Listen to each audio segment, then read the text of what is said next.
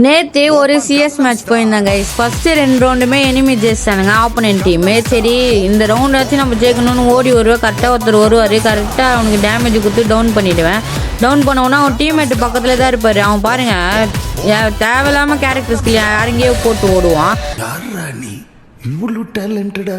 சரி டப்புன்னு இவனே P19 டவுன் பண்ணி இப்போ 2 பேரையும் கிளியர் பண்ணிவிடுவேன். சரி கைஸ் இன்னும் 2 பேர் தான் இருக்கானுங்க. இந்த 2 பேர் அச்சனா இல்லைன்னு பார்க்கறதுக்கு முன்னாடி நம்ம சேனலில் நிறைய பேர் பார்க்குறீங்க, ஆனால் லைக் பண்ண மாட்டீங்க. சரி புதுசாக பார்க்குறவங்க அப்படியே ஒரு லைக்கு ஒரு சப்ஸ்கிரைப் மட்டும் பண்ணி விட்டு பாருங்கள். முடிஞ்சால் அந்த பெல்லையே கிளிக் பண்ணி விட்டுக்கோங்க.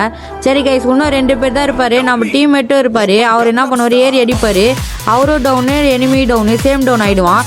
சரி டப்புன்னு எனிமி ரிவைவ் பண்ணதை பார்த்துட்டு நான் ஏறி அடிக்கலான்னு ஏறத்துக்குள்ளே அவன் டீம்மேட் வந்து ரிவைவ் பண்ணிவிடுவான் எனிமி. சரி கைஸ் இப்போ 2 பேர் தான் இருக்கானுங்கன்னு சரி ஏறி அடிப்பேன். கரெக்டாக டேமேஜ் ஹெட்டு கனெக்ட் ஆகும், லைட்டாக அடிச்சிடுவேன்.